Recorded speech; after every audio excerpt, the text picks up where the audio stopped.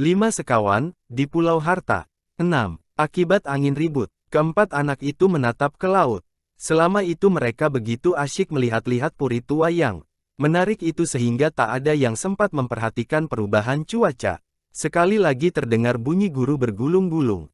Seolah-olah di atas langit ada seekor anjing besar yang sedang menggeram. Tim membalas, kedengarannya seperti guru berukuran kecil. Ya ampun, kita terjebak, ujar George dengan agak ngeri. Kita takkan sempat kembali ke pantai. Itu sudah pasti angin bertiup sangat kencang. Kalian pernah melihat perubahan di langit seperti itu? Sewaktu mereka berangkat, langit masih berwarna biru cerah. Tetapi sekarang sudah kelabu gelap. Awan tebal yang menutupi, sangat rendah nampaknya.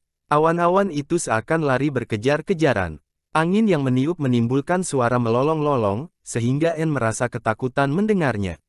Hujan sudah mulai turun, kata Julian. Setetes air yang besar membasahi tangannya yang diulurkan. Sebaiknya kita cepat-cepat mencari perlindungan, George.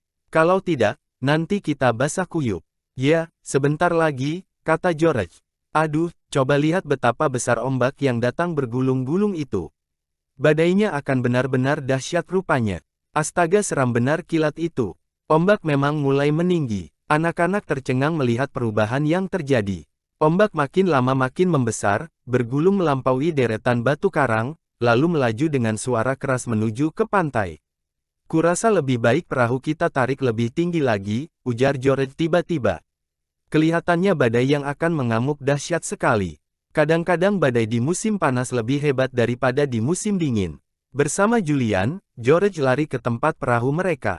Untung saja, karena ombak yang besar-besar sudah mulai menyambar ke dekat perahu. Kedua anak itu menyeretnya hampir sampai ke puncak sebuah bukit batu yang rendah. George menambatkannya ke pangkal sebuah semak kokoh yang tumbuh di situ. Sementara itu hujan sudah turun seperti dicurahkan dari langit. Dengan cepat George dan Julian sudah basah kuyup.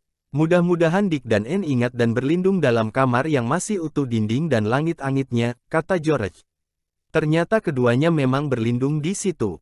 Mereka kelihatan menggigil, karena agak kedinginan dan ketakutan. Kamar itu gelap, karena cahaya hanya masuk dari dua jendela kecil dan dari lubang pintu sempit. Bisakah kita menyalakan api, supaya suasana di sini agak enak?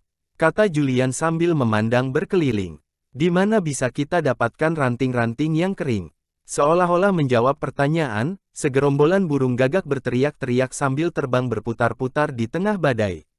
Ya, tentu saja, di dasar menara banyak bertaburan ranting-ranting. Seru Julian, maksudku di mana burung-burung itu bersarang. Di sana banyak ranting yang terjatuh. Julian lari di tengah hujan, menuju ke menara. Dengan cepat diraupnya ranting-ranting yang ada di situ, lalu lari kembali ke tempat berteduh. Bagus, kata George. Dengannya kita bisa menyalakan api unggun. Ada yang punya kertas dan korek api untuk membakarnya. Kalau korek api, aku punya, kata Julian. Tapi tak ada yang membawa kertas. Ada, kata Anne tiba-tiba. Roti kita dibungkus dalam kertas. Kita keluarkan saja rotinya, supaya kertas itu bisa kita pakai untuk menghidupkan api. Bagus idemu itu, kata George. Mereka lantas membuka bungkusan roti. Rotinya disusun rapi di atas sekeping batu pecah, sesudah dibersihkan terlebih dulu. Kemudian mereka menghidupkan api unggun. Kertas pembungkus ditaruh paling bawah, setelah itu ranting-ranting diatur bersilang di atasnya. Senang sekali mereka ketika kertas mulai terbakar. Nyala membesar dan membakar ranting-ranting dengan segera. Ranting-ranting itu kering, semuanya. Tak lama kemudian api unggun sudah menyala. Kamar sempit itu diterangi cahaya api yang menari-nari. Di luar sudah gelap sekali. Awan mendung sangat rendah, nyaris menyentuh ujung menara puri. Awan itu melayang dengan cepat ke arah timur laut, seperti diburu dari belakang oleh angin yang bertiup menderu-deru. Suaranya sama keras seperti deru ombak yang memecah di pantai pulau itu, juga tidak menyukai badai. Anjing itu duduk merapatkan diri pada George. Kupingnya tegak, dan setiap kali terdengar bunyi guru ia ikut menggeram. Anak-anak mengumpaninya dengan potongan-potongan roti. Tim makan dengan lahap, karena ia pun merasa lapar. Setiap anak mendapat 4 potong biskuit. Punyaku akan kuberikan semua pada Tim, kata George. Aku tak membawa biskuit makanannya. Sedang kelihatannya ia sangat lapar. Jangan, kata Julian. Kita masing-masing memberikan sebuah padanya. Jadi tim mendapat 4 biskuit, sedang untuk kita masing-masing masih ada 3 buah. Untuk kita, itu kan sudah banyak. Kau baik sekali, kata George. Bagaimana pendapatmu, Tim, baikkah mereka ini? Tim menyalak untuk menyatakan persetujuannya dengan kata-kata George. Anak-anak tertawa mendengarnya. Tim merebahkan diri, lalu digelitik oleh Julian perutnya. Anak-anak tak lupa memasukkan ranting-ranting kering ke api supaya jangan padam, sambil makan-makan. Kemudian tiba lagi giliran Julian untuk mengambil kayu bakar. Ia keluar dan lari ke tengah hujan. Ia berdiri sambil memandang berkeliling, sementara air hujan membasahi kepalanya. Rupanya saat itu badai sudah tepat berada di atas pulau. Kilat menyambar, diiringi bunyi petir pada saat bersamaan. Julian sebenarnya sama sekali tidak takut terhadap badai. Tetapi mau tidak mau, hatinya agak gentar juga sekali itu. Badai dahsyat sekali. Kilat sambar menyambar, diiringi bunyi petir yang nyaringnya memekakkan telinga. Seolah-olah di sekelilingnya ada gunung-gunung rubuh. Di sela-sela bunyi petir dan guru terdengar deru laut. Bunyinya juga mengagumkan. Percikan ombak terbang begitu tinggi, sehingga membasahi Julian yang sedang berdiri di tengah reruntuhan puri. Aku kepingin melihat wujud ombak di tengah angin ribut, katanya pada diri sendiri. Kalau percikannya saja bisa membasahi tubuhku di sini, mestinya ombak itu besar sekali. Julian berjalan keluar dari puri, lalu menaiki bekas tembok yang dulu mengelilingi puri. Julian berdiri di atas runtuhan tembok, memandang ke arah lautan. Ia berdiri tercengang-cengang. Ia kagum melihat pemandangan di depannya. Ombak laut kelihatan seperti tembok tinggi berwarna hijau tua bercampur kelabu, melanda batu-batu karang yang berhamparan sekeliling pulau. Percikannya nampak putih kemilau di depan langit yang berwarna kelabu kelam. Ombak besar itu bergulung-gulung sampai ke pantai dan terbanting dengan keras di situ. Benturannya begitu keras, sehingga tembok tempat Julian berpijak tergetar sebagai akibatnya. Julian takjub memandang laut yang sedang mengamuk. Sesaat dikiranya ombak akan membanjiri Pulau Kirin. Tetapi ia tahu hal itu tak mungkin terjadi.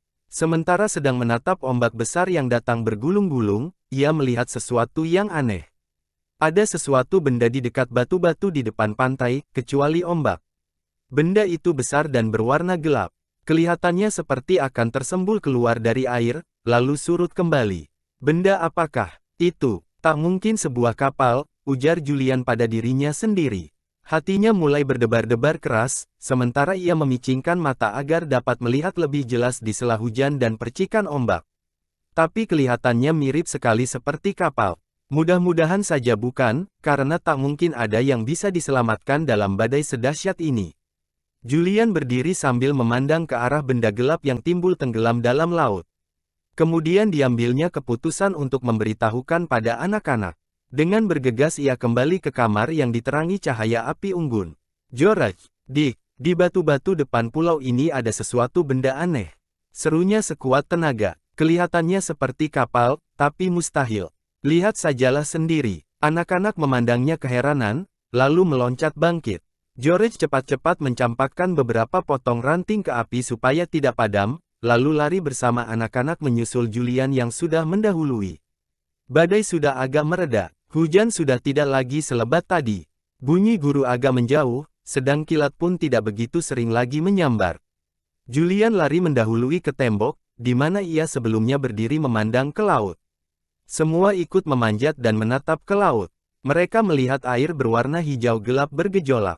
Ombak besar-besar datang bergulung-gulung dan memecah di batu-batu, lalu memburu ke pulau seolah-olah hendak menerkam. Anne memegang lengan Julian erat-erat. Anak itu merasa kecil dan ketakutan. Kau tak perlu takut, Anne, ujar Julian keras-keras. Perhatikanlah, sebentar lagi akan nampak sesuatu yang aneh. Mereka semua asyik memperhatikan. Mula-mula tak ada yang kelihatan kecuali ombak yang membubung tinggi. Tiba-tiba nampak oleh George benda yang dimaksudkan Julian. Ya Tuhan, serunya, itu kapal. Betul, sebuah kapal. Terdamparkah dia di situ? Itu kapal besar bukan perahu layar atau sekoci nelayan. Ada orang di dalamnya, tanya Anne setengah menangis. Anak-anak memperhatikan seperti terpaku di tempat mereka berdiri. Tim menggonggong dengan ribut, ketika dilihatnya benda gelap yang aneh terombang-ambing dipukul ombak yang besar-besar. Kapal itu didorong alun ke arah pantai. Sebentar lagi pasti terbanting ke batu-batu itu, kata Julian tiba-tiba. Lihatlah, saat ia sedang berkata begitu, terdengar bunyi berderak nyaring, seperti ada benda yang pecah. Kapal itu terdampar ke batu-batu runcing yang terdapat di sebelah barat daya Pulau Kirin. Dia terdampar, kata Julian, tak bisa bergerak lagi. Sebentar lagi laut akan surut sedikit, dan kapal itu akan tetap tersangkut di situ. Sementara Julian sedang ngomong, awan yang sudah menjadi tipis merenggang sebentar dan melewatkan sinar matahari yang pucat. Tetapi hanya sebentar saja, sesudah itu awan merapat kembali. Bagus, kata Dick sambil menengadah. Sebentar lagi matahari akan muncul. Tubuh kita bisa menjadi hangat kembali, dan pakaian kita akan kering. Mudah-mudahan nanti kita bisa melihat, kapal apa yang sial itu. Mudah-mudahan tak ada orang di dalamnya. Mudah-mudahan semua sudah berhasil menyelamatkan diri dengan sekoci-sekoci ke darat. Awan semakin tipis. Angin sudah tidak menderu-deru lagi. Matahari memancarkan sinarnya agak lama. Terasa oleh anak-anak kehangatannya. Mereka semua menatap ke kapal yang terdampar di batu karang. Sinar matahari meneranginya. Ada sesuatu yang aneh pada kapal itu, kata Julian sambil berpikir-pikir. Sesuatu yang aneh sekali. Aku belum pernah melihat kapal semacam itu. George menatapnya dengan pandangan aneh. Kemudian ia berpaling memandang ketiga saudara sepupunya. Mereka heran, karena mata George bersinar-sinar gembira. Ia demikian gembira, sehingga nyaris tak bisa ngomong. Ada apa? Tanya Julian sambil memegang tangannya. Julian, itu bangkai kapalku. Jerit George dengan suara melengking tinggi. Masakan kau tak bisa menebak apa yang telah terjadi tadi? Laut yang bergolak karena badai mengangkatnya dari dasar laut, lalu membantingnya sehingga kandas di atas batu karang itu.